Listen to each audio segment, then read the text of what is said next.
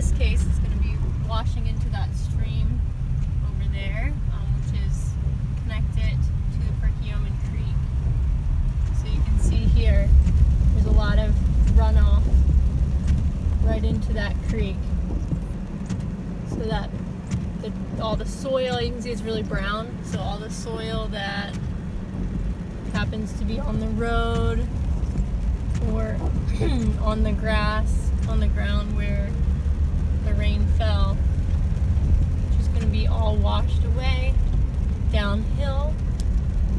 And you can see it's coming off of the grass there where it's pooling, and then it's going to be, it's all getting taken down by gravity toward that one stream that feeds into the Perkiomen. So one major pollutant in this area is actually sediment, so soil.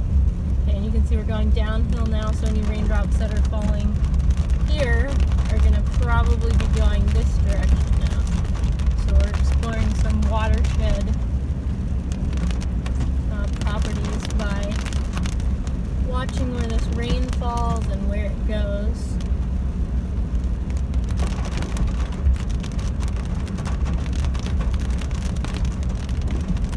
So not too much puddling here on this road, but likely it's going to be going down into that drain and then into the creek. It's a heavy rainfall we had today, so a lot of it's washing right off into the creek. Down in there, this brown sediment.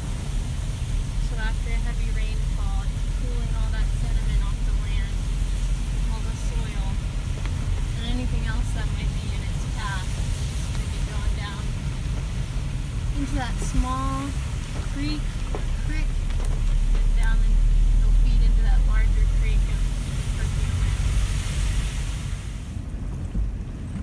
Another shot of how rainwater is improperly managed and then can puddle up.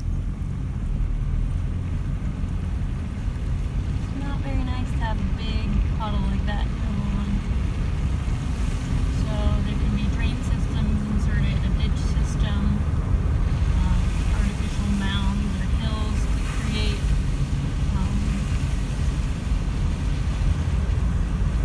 allow the water to run off. Another possibility is that they can have more grasses and trees to take in that moisture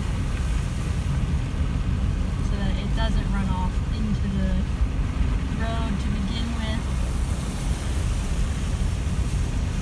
But yeah, after a big rainfall is a good time to observe these issues that can be addressed. If you have a big puddling system, or a place where the water's running off too fast, or just sitting, things can be done to manage that properly.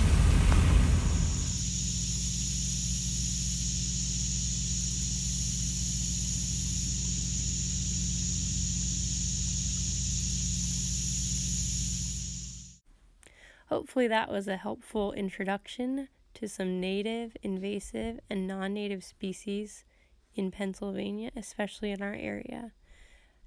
Hope you can enjoy some hikes and identify some species along your way. Until next time.